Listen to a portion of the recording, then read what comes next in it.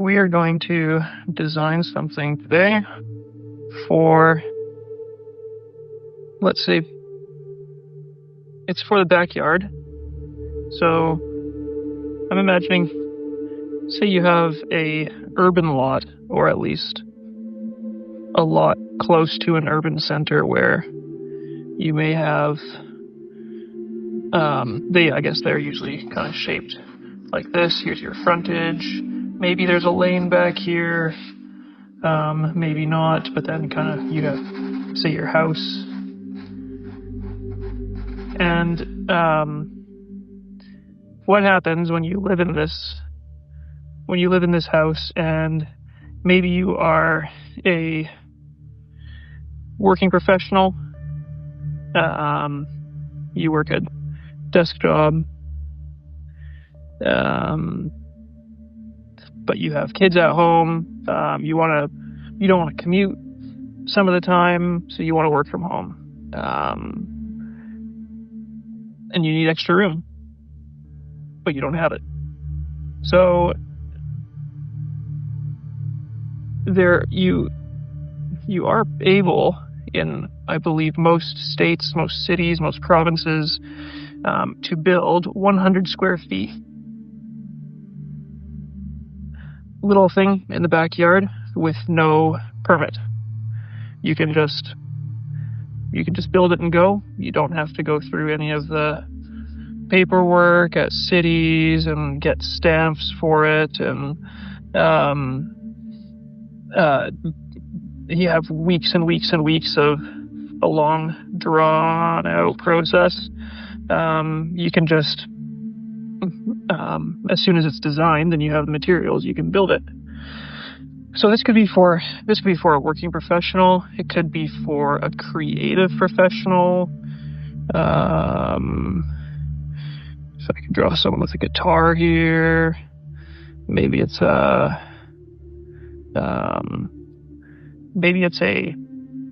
writer. Maybe it's a painter.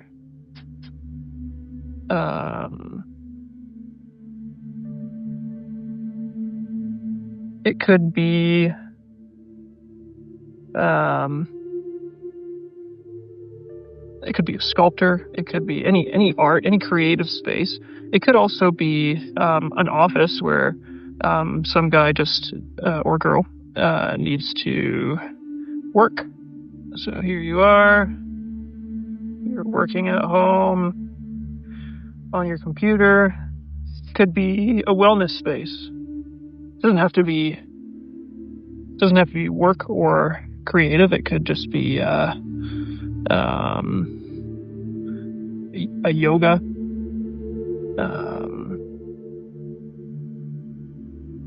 Could be a family flex space. You got your beanbags in there, and the kids just go wild. Instead of inside the house, they can go in and out of the backyard and have a place to just have a kind of a hangout central, and then their experience the backyard that way. Could be a garden pavilion. So maybe it's just a space to sit and enjoy a cup of coffee on a rainier day, maybe outside, if you still want to be outside. And it could be, I think, also, it could be a planting pavilion. So maybe my wife loves to do this, is you're a gardener and you need your planting tables to do all your seed starting and take pots out of, I don't even know what these planting pavilions are, because that's not me. But yeah, you did. I think for these, well, maybe this is a different family of use cases, different than that. This seems to be indoor focused, and this would be outdoor focused. You'd probably have a lot more in and out and in and out, or even just like open to the air with the planting. But yeah, it could, like, a space, a little 100 square feet for writing, drawing, sketching, music, painting, working, yoga, kids going wild, sitting and having a cup of coffee, anything like that. That's what this type of space would be for. So I imagine, so 100 square feet is not big. That could be 10 by 10, could be 8 by 12, something like that. Could be, once you don't want to get too long and skinny. I don't think you'd want to go too much. Anyway, you could go 7 by something, but this is probably where you're kind of hanging out in, probably more this one, because squares get kind of awkward to use most of the time, unless you have like a square with something around like that. But I think you're probably looking at something like that. And so what would a space like this be like? Like, say you're in an urban environment, or you're on the periphery. There's your house. And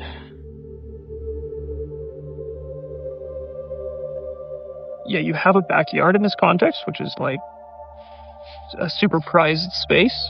You want to enjoy it. You want light. You want air.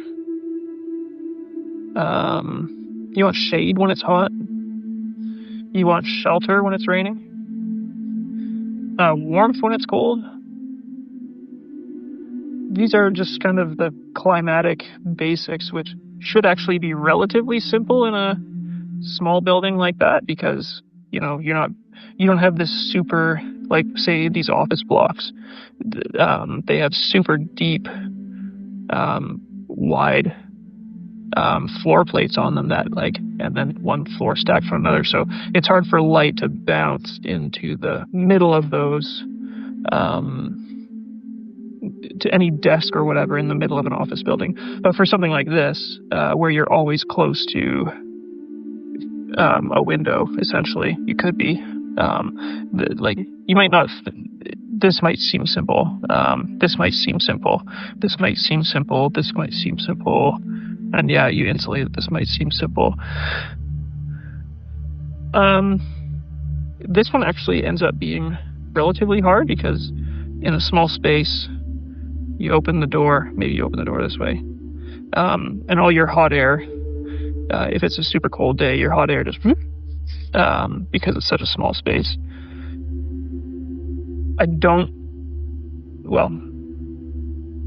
There's not really avoiding that.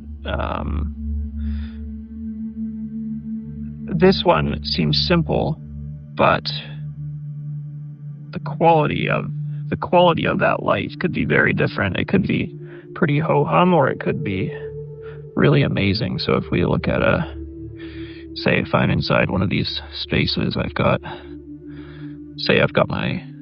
a desk against a wall, and here's here's a wall, and I've got a desk against it. I could say this is facing south, and I put a window here. Kind of just slap a window in a wall like people often do. And it's facing south, so you're just going to get sunlight. Lots of sunlight, which is nice, but like on a desk, you're going to be baking in the summer. It's going to have all glare on your computer screens if you have them, or you like too high contrast from your screen to the outside. So this is not actually a great solution. You'd want a window like that to be on the north side, or like definitely just not behind a screen. Say this, like these windows, I guess, could be much more flexible in a kid's area, but work area, you need to think about things like glare. And I think in every space you need to think about contrast of sunlight. So what I would go for in a small, say an 8x10 room is I want to find out, okay, how can I make the light in here? How can I achieve that in the best way with the fewest openings? Because this is a small space, and say you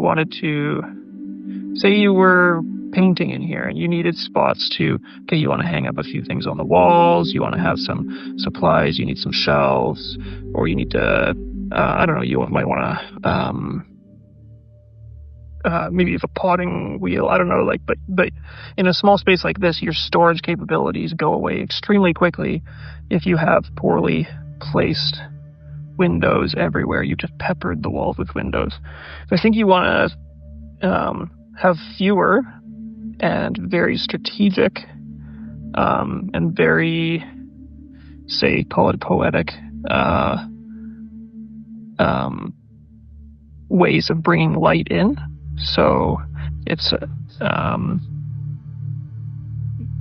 the space really sings for itself. In order to do that, I right away I don't think in plan so much. I would think more in, like, if you cut the building and look at it like this. This is a perspective here.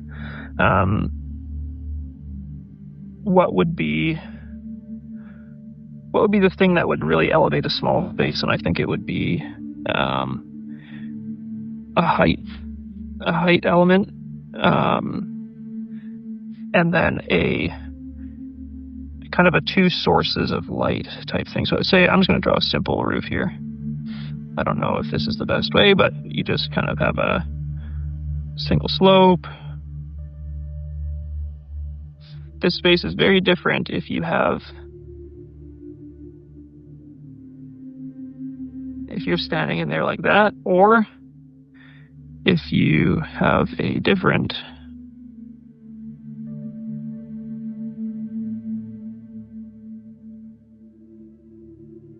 much higher. Like these are extremely different, and then you have a window here versus a window here and here.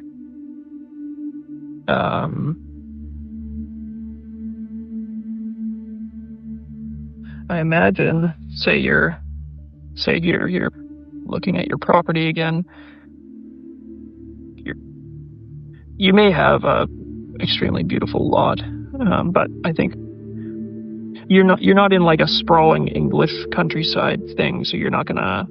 I think you're probably gonna want to concentrate your view in a single place. Say like one window out, and then your second opening, maybe it's up here.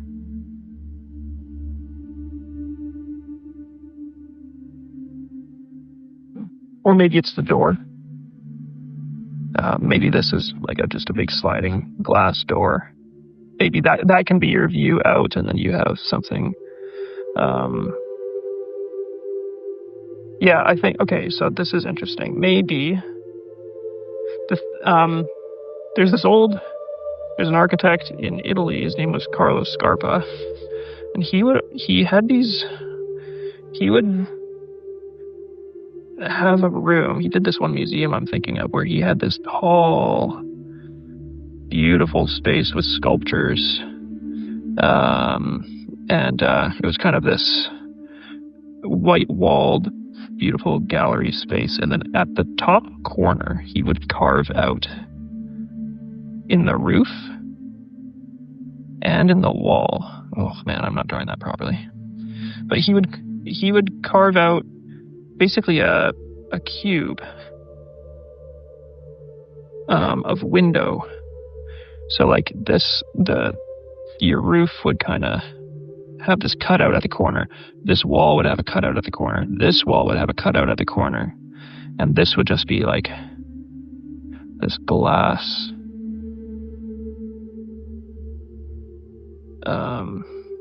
And the reason this is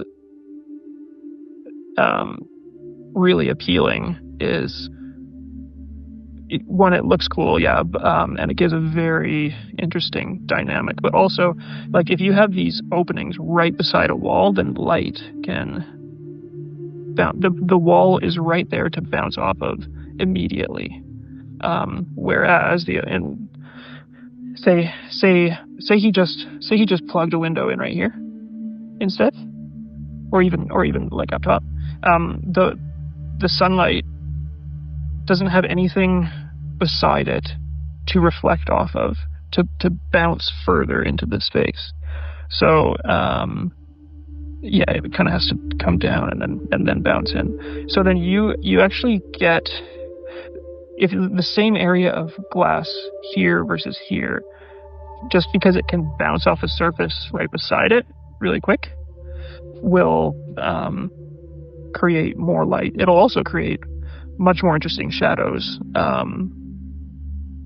as well. So placing I always find myself coming back to this idea of placing a high opening that is close to a wall. Maybe it's a skylight, or maybe it's a window here, and then you end up getting this almost church-like lighting quality, which can be quite appealing. And there's no reason you shouldn't have, like, just because you have a small thing doesn't mean it has to be ordinary. Like, it can be. I think it should be. You should aim for a very compelling space, even if it's small. So let's take, this would be hard to achieve just for all of us in our backyard, if we're not professionals. So don't do that all glass corner, but say, okay, we're gonna take this concept here. We're gonna go single slope roof. I'm gonna put a big overhang on the one side, and I don't know about the overhang on the other side yet. And we're gonna make it. Actually, no. You know what? I'm gonna make a steeper pitch here so that we get, in a small space, you can get this high element, but then also a more domestic thing here, where you have your covered entry, and it feels small because it's in your backyard on this side. Like when you're standing in your backyard here, you're looking at your little studio space. When you're looking at this, maybe you drew that guy too big. But anyway, so you're looking at this roof line being low to the ground feels nice and small and grounded and not towering. Whereas at the back, when you come in, then yeah, you have that high thing. There's a sense of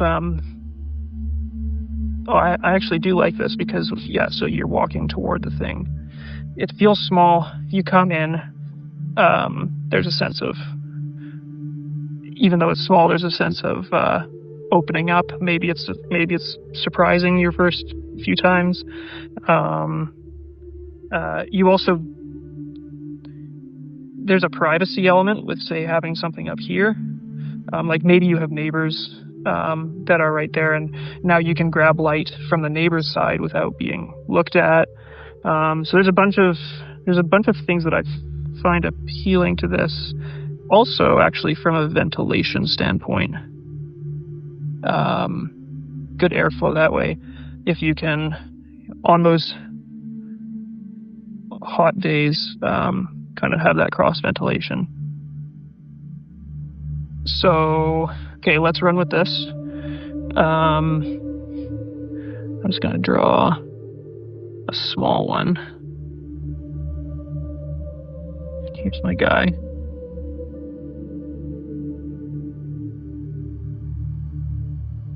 Here's his roof, and it's gonna go up like that.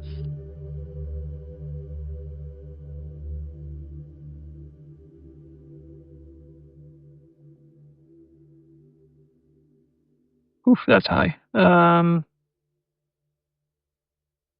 Okay, and if he's 6 feet, that means this will be about 8.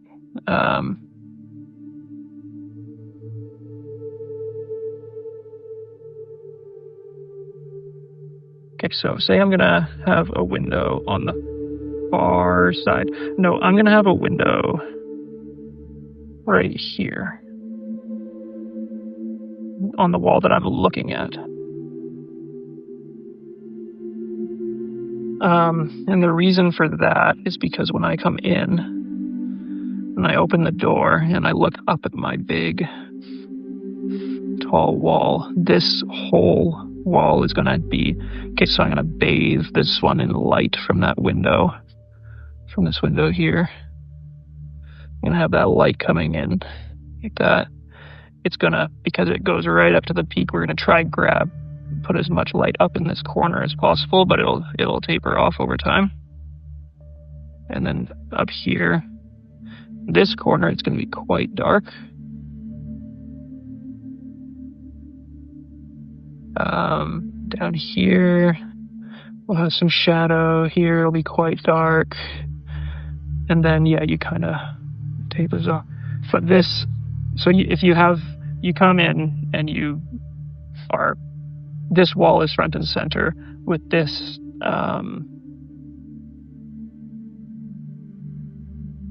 the light itself can be almost a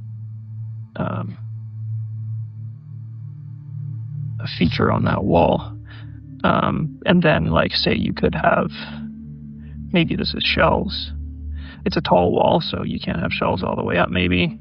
Or you say this is a writing space, you could put shelves all the way up with a ladder, and then you can have books. But I think for most, say this was a sculptor's space or a painting space, you could have shelves with your materials down here.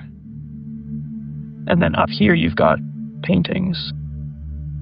You've got posters. If this was a music room, you could have your concert posters. You could have your old guitars, your collector guitars up here. So just in a small space, having that element of height to it makes it all of a sudden so interesting. It's not just like a little room and you're like kind of boring. Okay, so this is what we're doing. We're going with okay, so we are going with a simple shed roof. We're gonna go with quite a large overhang. So I love in those old, so there's these old Japanese buildings. I'm not sure if they're, I think they're Japanese houses where they have, I forget what it's called. It's gonna bug me. And then Engawa. It's like a porch. So in these old Japanese houses, but it's a very specific porch. So in these old Japanese houses, so you have, I'm just gonna draw a simple like shape of a plan there. But then they would have the roof would go much further out from the actual enclosed space. So the roof is above here. And this Engawa would wrap around, and it was essentially an extension of the living space. And then there would be a drop from here to there, and people would sit on the edge of it, and they would have their gardens. And the roof would come down super low. And you'd like this space in here is like the scale of it. And just because the roof comes down so low, it's very protected. Maybe you can use the word intimate. And so maybe we don't have that drop, but like it's this kind of the same principle where you're trying to hug the ground and create this like pocket before you come in. So say this is like if someone's 5'8", 5'10", 6 feet, 6'2", maybe this is like 7 feet clearance there, like really, really low, and then it slopes up to much higher. So let's go with that. So I'm going to draw in plan view here again. I'm going to just draw a very simple rectangle. I'm going to draw a sliding door in the middle. I'm going to, no.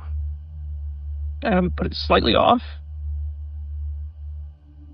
I'm going to put it slightly off with this. So the sliding panel is centered on this wall. So that when you walk in, you're getting like this kind of a symmetrical axial view, and it's kind of framed up for you. And so what's nice about this is you have the light coming like this, and then up top, this one here, if that's over here, then you have that light coming in there, and you get that light from those two sides. It's really going into all crevices of the room, and then this becomes your dark corner, which is not a bad thing. You can that gradient of light is actually nice, so you can make this, you can use the fact that this is perhaps in shadow for quite a bit of the time. You can use that in your, like, say if you're working on a screen, you probably want to put your computer there, because you're not going to have any glare, etc., etc. So okay, so here we have our sliding door, solid walls, solid wall. Up, we have a window above.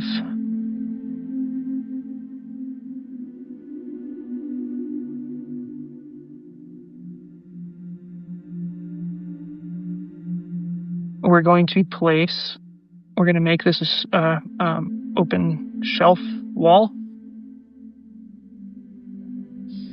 like that.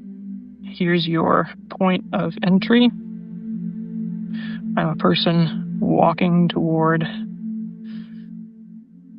this door.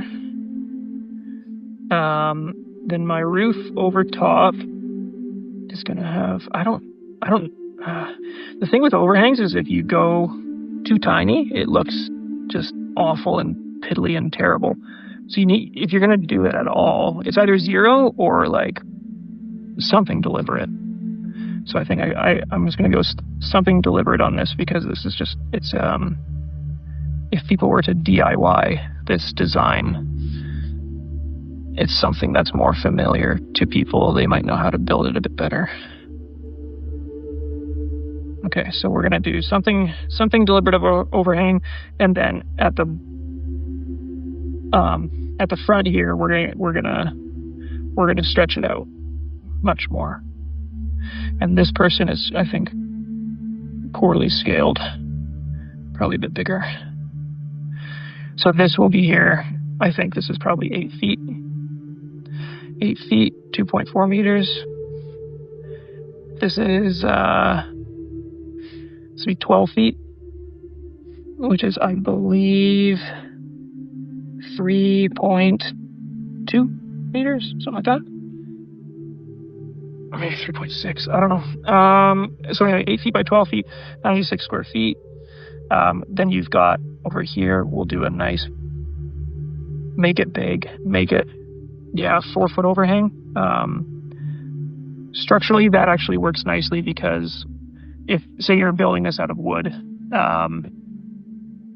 structural engineers always, to cantilever a roof edge out like that, structural engineers want to work with a 1/3, 2/3 rule. So for every 1/3, or sorry, for every foot that you're cantilevering out, they want 2 feet back. So if we have 8 feet here, we can say that we have a 4 foot overhang, and it's not crazy. You're not surprising anyone, or unless your structural engineer is overly conservative. But Okay, so yeah, and that's actually so what and this space is incredibly flexible.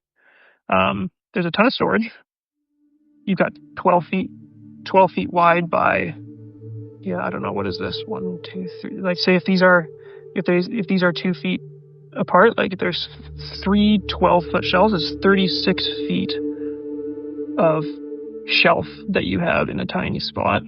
So that's pretty compelling. That's nice. It's efficient. You have a display wall above that as well, and you've got functional space here. You've got super functional space here. You've got a roomy central circulation space, like maybe. Okay, let's play out maybe a couple scenarios.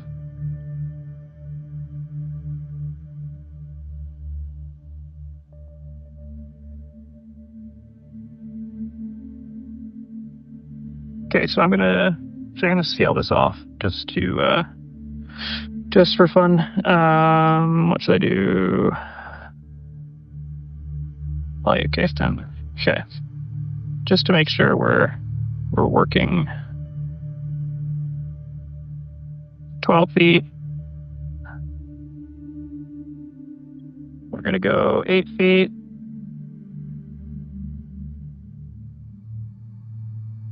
8 feet. Okay, so that's the outside of your wall. 96 feet. Don't need a permit. 96 square feet. Don't need a permit. So that's the outside of your wall. Now, small space like this doesn't take a lot to heat. You could insulate the daylights out of these walls, and it's your bang for your buck in doing that won't be huge. So like I think you can do relatively small walls, and your like Midwest winter will still be totally controllable with just a pretty normal heater.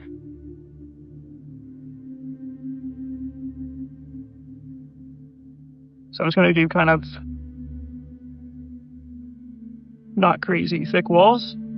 Also, like when you don't have a lot of space, or like when you're not working with super huge dimensions, you don't want to take a lot of space off of that for your wall thickness.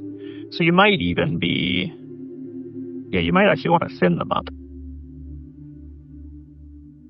Okay, so here we're going to go center. This is where I want to enter. So I want that perspective when I come in. So here's my sliding door. I'm just going to do, I really want to do I want to do a sliding door all the way to the corner. I guess if you needed to cut cost, you could get like your 6-foot sliders are a dime a dozen and super cheap. But unfortunately, they also, like if you're gonna go to Home Depot and get a 6-foot slider, it's gonna be terrible. So maybe, okay, we're gonna no, okay. So if you're, say the projected user of this is going to be able to kind of get a decent sliding door here. So we're gonna go all the way to the corner. We're not gonna nickel and dime on this thing. Okay, so this is probably gonna be, okay, so if this is 6 feet, I don't know the math on this super quick, but you're probably gonna look at like a 8-foot slider, which is kind of, okay, so you're gonna take this 4-foot panel and slide it that way. Okay. Here, we're gonna have a window above. Doesn't even have to be super crazy big.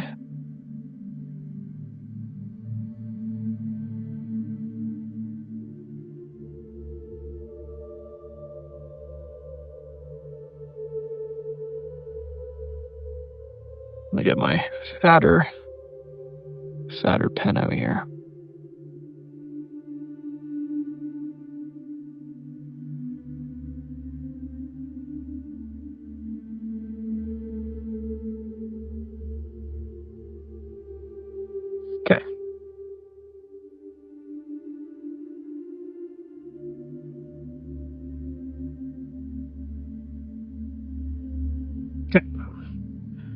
That's it. And then you've got the window above it. There. See, it's above. What did we say we were going to do? We were going to do...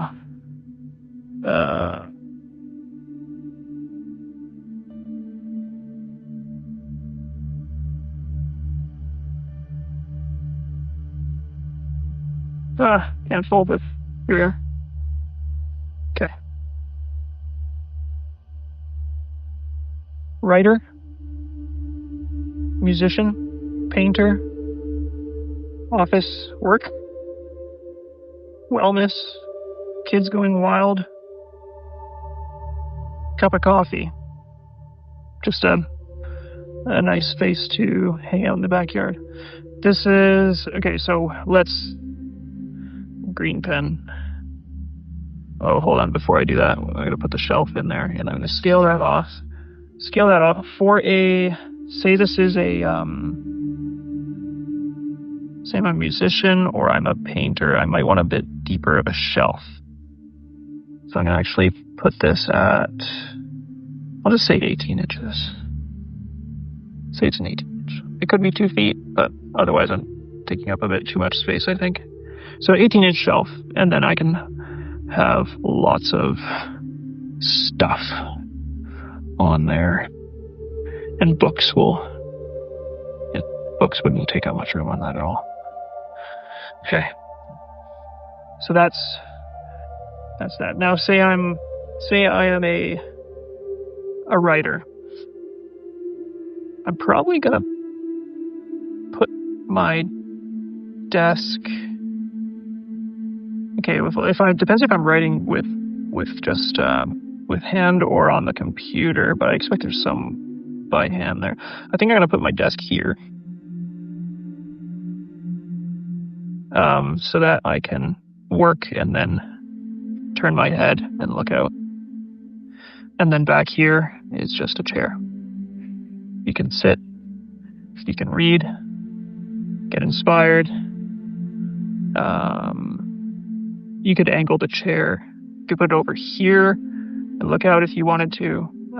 So that's, if I was a writer, maybe that's how I would set it up. If I was a musician, this probably is relatively clear. Maybe like a drum kit could go here, or maybe it's guitars. You'd probably want a relatively clear space. I'm not a musician, so I don't know too well, but you could basically set up anywhere, I believe, with this. So painter, what am I doing if I'm a painter? If I'm a painter, actually, I want really great natural light. So what I would do, I would probably place this high window on the north side. I would probably make sure it's of a relatively, like, it's a good enough size. And then I would have that top light bouncing off the wall, and I might set up my easel right here and stand here and paint. I can look out, but I'm getting that light on my easel from over my head. From over my head here. And so there, another benefit there to a high window. So that's how I would do this one. Yeah, okay, office worker. I'm probably, I mean, you could have your desk here with a computer screen, but like, you run the danger of looking at that and seeing this reflection behind you. Or, yeah, I don't know if I would do that. I think I would rather, because a computer is such a focused work, I would probably set up my desk right there. Computer screen there. Kind of angle it this way so that you're not picking up the reflection of the light from this door.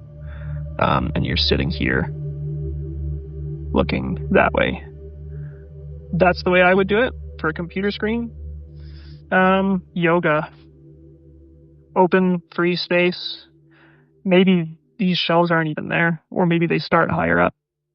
I would put you know what, I think I would still have these shelves there, but definitely up high I would have, like, by this window, this is perfect for plants. Up there, plants. By the sliding door, that would be pretty awesome, actually. So yeah, I would do that. Kids are kind of a romp room. Yeah, these shelves could be full of toys, and then you just have an open spot, bean bags, or I don't know what, you got a climbing wall here maybe, like just climb this wall. Yeah, like kind of, you could blank canvas for kids on this one. And then a coffee spot.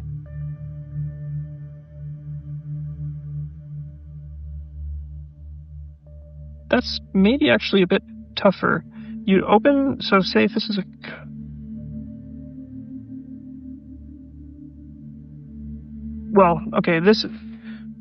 the whole Engawa concept with that roof that really kind of hugs the entry.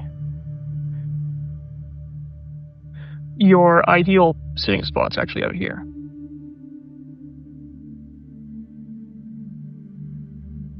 If you want 2 people, yeah, you could. This is plenty of room actually to have 2 chairs.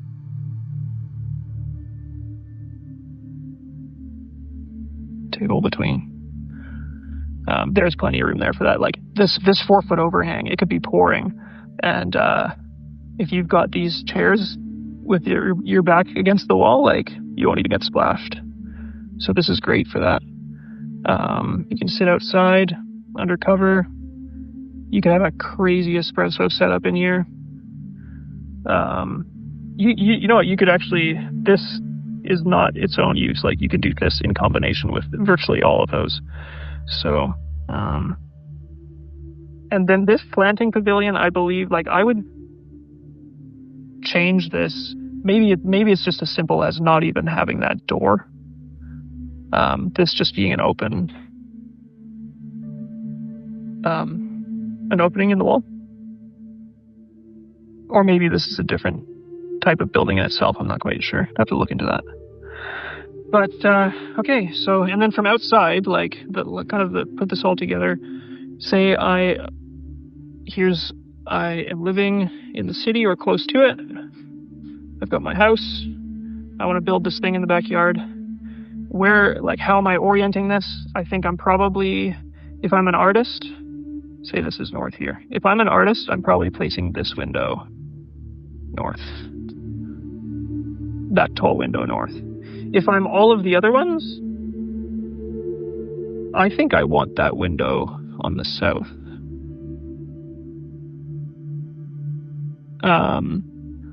Or say if I work early in the morning, I might want it on the east. That window on the east, so I can get all that morning light. And when I walk in the morning, I'm looking at the sunlight coming through that window, bouncing off that wall, and it's like, yeah, welcome to the studio space. Like, that would be perfect.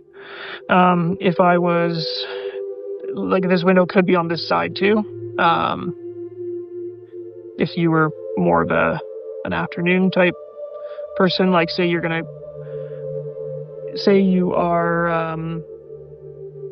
a mom working when the kids are at school, and so you do your drop-off run in the morning,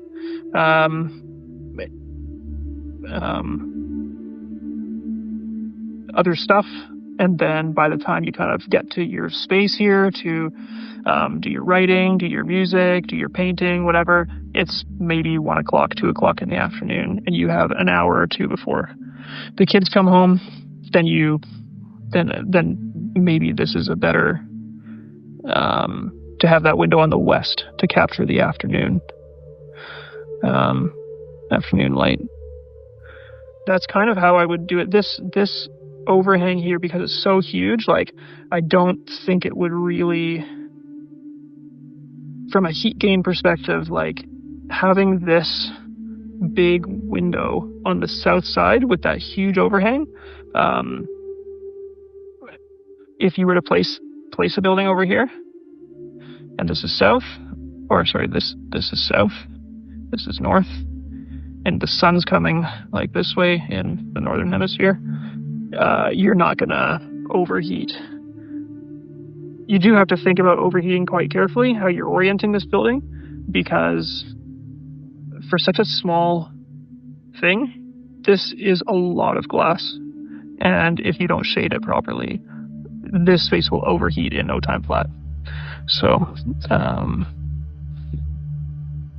yeah, pretty important. Okay, so okay, I come out my door, walking toward the thing. What do I see? I'm going to say I'm coming at it from the side. I've got this kind of, the bottom of that roof is going to be quite, whoa boy, quite prominent.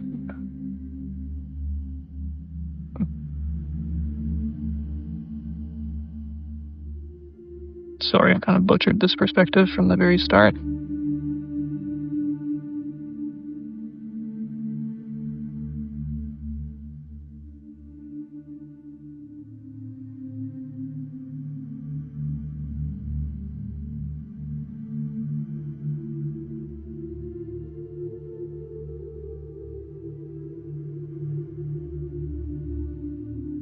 This sliding door can even go higher than that, than this gutter.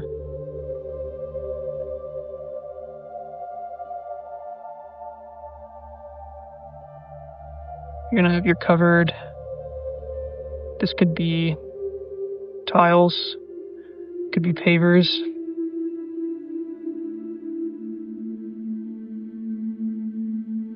Two foot by 2 foot or whatever. Here's your thing there. I try get as narrow or as slender a eave profile or a fascia as I can, just to make this more delicate, refined, however you want to say that. I'm gonna show this with just horizontal. Something simple, and you definitely do not want to be switching it up and putting like maybe, okay, you could argue for 2 materials maybe, but I would go for 1 on this whole building.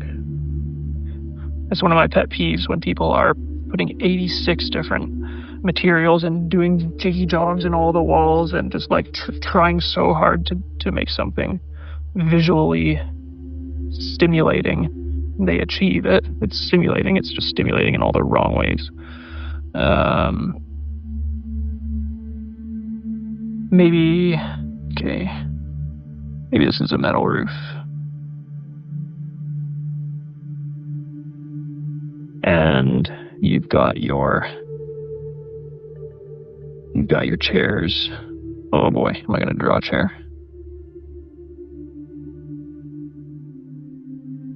Okay.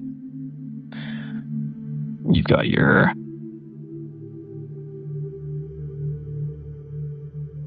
pathway coming in. You've got your mosses and whatever growing between some pavers or so. Then this is your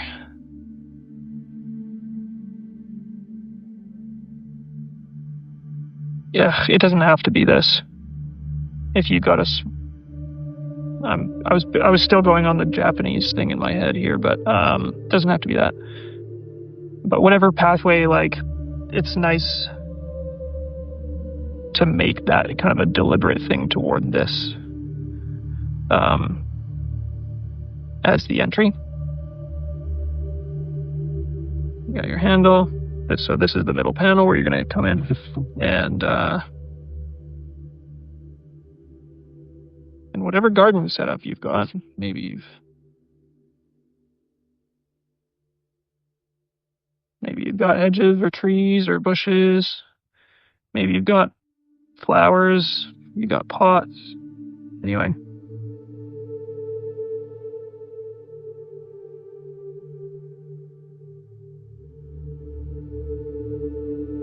The Oasis, then the one thing is you gotta drain this roof water off. So you probably go, say if you have a garden here, maybe you just have a hole there and let the water drop into a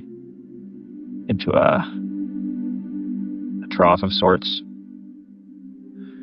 which goes into your garden. Or you do that on the other side.